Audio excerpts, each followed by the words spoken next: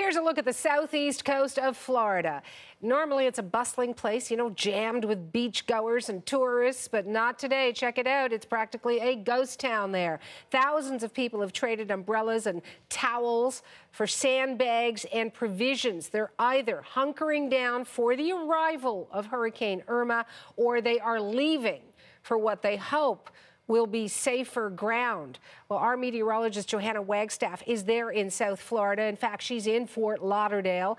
She's also live right now on our CBC News Facebook page and on YouTube. And Johanna will be taking your questions about Hurricane Irma. And believe me, she's really smart. She knows the answers. So anything you'd like to ask her about the storm, certainly feel free. You can post those questions online at either of those two sites. And Johanna, always a pleasure to have you on the program. Just describe for me what is happening around you right now as people in that state prepare. Hi, Johanna. Right now we are in Fort Lauderdale, as you mentioned. We're about a 15-minute drive from the coast, which is that way. There's a waterway behind me, but the coast is off to that side, which means Irma is about 660 kilometers right over that way and heading towards the coast. So we actually just arrived here in Fort Lauderdale late last night. We had originally flown in yesterday on a very empty plane to Miami and checked into a Miami hotel. Just as we had unpacked our gear, the evacuation order was given and we were evacuated from our hotel. We are following all evacuation orders, being very safe here, Suhana. That was because new models were, as they were coming out, showing that the storm surge was going to move farther inland. So we have hiked north. Again, we are farther inland from the coast, watching things very carefully. We're in contact with the hotel management. A lot of people staying at this hotel are evacuees coming from the Florida Keys, moving north from Miami, and I really have felt things ramp up in the past 24 hours. Yesterday, Suhana, we saw lineups at the gas stations, lineups at the grocery stores, people talking about their evacuation plans, but today it's at the next level. Emotional people here in the hotel, as we know that storm, although it's 600 kilometers away, will be getting here with strong impacts in the next 24 hours, Suhana. I want to bring in our viewers because we're asking them to send in questions, and I've promised you have the answers to the best of your ability. Johanna, Amber in Calgary wants to know this. Is America in more danger with the two more hurricanes out in the Atlantic? And those are what, Jose and Katia, correct? That's right. Yeah, unbelievably, we have 3 hurricanes spinning in the Atlantic. 2 of them are major hurricanes. The 11 a.m. models just came out Eastern time, which is what all of us meteorologists look at to see how closely they're agreeing. And now Jose and Irma are the same size storms as far as intensity. They're both about 240 kilometers per hour at the center. That makes them a strong Category 4. Both tracking in the general direction, but slight changes in the track. And I actually want to show you the track on my computer right now. I've come down with all of my tools, and I have access to all of them for now anyway. So I just wanted to take you down to the satellite showing you what's happening in the Atlantic. So we've got 2 of these storms spinning at the same time, both moving westward. This is a projection out over time. The Category 4 storm sliding towards the south coast of Miami for Saturday and into Sunday. At the same time, Jose, which is approaching the Leeward Islands, will start impacting the same places that were hit by Irma just a couple of days ago. It'll then take a northward track, hopefully not continuing to impact the Caribbean, but Barbuda is carefully and very quickly preparing for yet another hit by a major Category 4 storm in the next 24, 36 hours, Suhana. And David Young wants to know how far up that east coast Irma is predicted to go, because we have shown our viewers the shots, Johanna, of people getting into their cars and trying to find a gas station first off, and then trying to boot it out of the state and heading north. How far up the coast is it expected to go? Yeah, that is an excellent question. And all of the updates today, both meteorologically and from the governor, talking about everyone in the state of Florida to be prepared to evacuate. And there's a couple of reasons for that. There is still uncertainty in the track. So for the past couple of days, the models were trending Irma closer towards the east coast. So up the coast of Miami towards Orlando. Late last night, they started to shift that track westward. And these 11 a.m. models, Suhana, showing that track basically moving through the Florida Keys about Sunday 2 a.m. and then sliding up the spine of Florida. And that means impacts on both sides of the peninsula.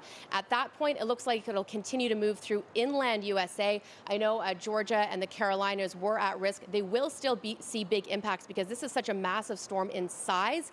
But now we're starting to shift that focus to mostly Florida, and we'll really have to watch for those model updates again now that it's the spine forecast. Atlantic Canada, not in the clear yet. We're still talking 5 to 7+ days at most before we even have to start thinking about it. We'll also be monitoring Jose because it's taking that more northward turn and heading out to sea. We'll be keeping an eye on those long-range forecast models for Atlantic Canada. But again, the focus for the next 3 to 5 days, definitely Florida. Suhana? And there's a viewer on YouTube who wants to know, Johanna, what is this storm going to be like compared to Harvey in Texas? And I was speaking with one of the officials from FEMA who was telling me about the toll that Harvey took on resources there, and they're certainly trying to make sure they have emergency services for Irma. And again, for those others that you mentioned, Jose still out on the water there. But when it's a good question. Sorry, the question is the comparison to Harvey. Yeah, it is a good question given that Harvey, we're still reeling from the impacts of Harvey. These are very different storms. I mean, it is historic that we will have 2 major hurricanes landfalling back-to-back in the U.S. We've never seen that in the history of our records. They are different, though. Harvey was a very slow-moving storm. It basically stalled out off the coast of the Gulf, continuing to spin in bands of heavy rain. It was a major flood story and continues to be for the Gulf Coast. So rain, flooding, and storm surge was Harvey's story. Irma is very powerful across the board. Winds are going to be a big story. And what's interesting about Irma, the eye is over 75 kilometers wide right now. It's a Category 4, but it's actually going through something that we call the eye wall replacement cycle. So it's grown a bigger eye. That's going to start sucking in, though we could actually see it strengthen back to a Category 5 in the next couple of days. But its wind field is so large, I think winds are going to be a big deal here in Florida.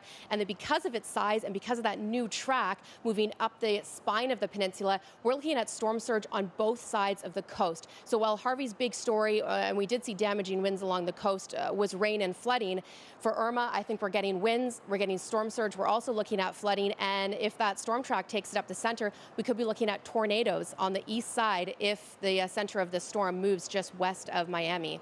And Johanna, we know that you're an adventurer, but our viewers do care about you. And in fact, Larry Melnick wants to know if you have a special spot to stay safe and at the same time get shelter, because we love having you on the air, but your safety, of course, comes first. And Larry wants to know what your plan is. That's so nice, and we've been getting some great response from people at home wondering what our plan is. So as I mentioned, we did evacuate from Miami last night following those orders. We chose an inland hotel. Later on this afternoon, we're actually moving farther inland, so we're going to get away from the storm surge. Right now, this hotel is on the edge of the storm surge. This hotel does have backup power, and the one we're moving to also has emergency power. The hotel here does have contingency plans, so they expect to get all of the guests to gather in the ballroom. They've got an engineer on site figuring out the best place to keep everyone. They're stocking up on food and water. In fact, we just saw guests arrive a couple of minutes ago with cars and taxis full of groceries, because I think the plan for people staying here is to hunker down through the storm. As we move inland, though, today our hotel is only a 4 floors, so we're going to stay low. We will be following evacuation orders, though. We'll be staying very safe. I've got a great crew with me here, and safety is our top concern. We know our evacuation routes, and again, we'll be following orders just like everyone else. Suhana? Absolutely. We've got Billy in Ohio, so there are some American viewers as well. And I'm not sure about this question, but he asks, why does it always seem that hurricanes hit us at night? Is there anything to show that, you know, the moon versus the nighttime versus the daytime has any effect? That's an interesting question. No correlation between the time of landfall and the time of the day. However, it does look like Irma is going to see its biggest impacts and be landfalling in the Florida Keys Saturday overnight into Sunday morning. What will be interesting, though, and what everyone has their eyes on when it comes to the forecast, is the high tide. And again, right now behind me, this is just a waterway that leads out to the coast. The coast is that way. High tide right now looks to happen Saturday night, and that's one of the reasons why the storm surge models were upgraded and that storm surge was advanced inland. Some of these models showing some locations in South Florida seeing over 10 feet, over 3 meters of storm surge possible, and that's important. When it lines up with high tide, we see the biggest impact. So there is some correlation right now with that high tide and landfall. And as I mentioned earlier, because these latest tracks, and there is still some uncertainty, but again, the models are starting to agree on a track up the center of the spine. We could be looking at storm surge on both sides of the coast, Johanna. Right. Patsy Bingley has this question for you, Johanna. She wants to know if Irma will become a lesser hurricane, a Category 3, when it hits southwest Florida. Well, Patsy, I've been looking at the models, and it doesn't look like this storm is going to decrease in intensity. As I mentioned earlier, it's going through something that we call an eye wall replacement. So it's weakened a little bit. Sustained winds are now 240 kilometers per hour, same strength as Jose. But as that outward wall of thunderstorms starts to advance in on the center again, we might actually see some additional strengthening. The waters around the Florida Keys, the waters around here are over 30 degrees, and they're deep as far as how warm the waters are. So there's a lot of fuel. It will be starting to interact with land, though, and I know we're watching Cuba very closely over the next 24 hours, as well as the Bahamas, as Irma slides in between the two. That land interaction may decrease the intensity slightly, but again, we're moving into very warm waters, so it's not out of the question that Irma will likely stay as a strong Category 4 at landfall, and that would put it just under Matthew during Matthew's landfall. But this is a much larger storm. The center, the eye of the storm right now is 50+ kilometers in width, and around that diameter, that's where you get the 240 kilometer per hour wind. So still a very dangerous storm, even though it's a Category 4 right now. I have time for one more question. There are a lot of them, so people really want to hear your thoughts on this, Johanna, but I've got one from Pat Noel, I believe, who wants to know if Canada will have an effect. Pam Noel, will this affect Canada? Yeah, Pam, I know everyone is thinking that, especially with the track sort of continuing to veer west and east. Right now, it looks like Irma will be moving inland once it gets through the top of Florida. However, there's still a lot of uncertainty. We're looking at the other weather patterns that are in play across North America to see where it steers Irma next. Right now, it looks like it'll stay inland, but there's still a possibility that Irma could slide out towards Atlantic Canada.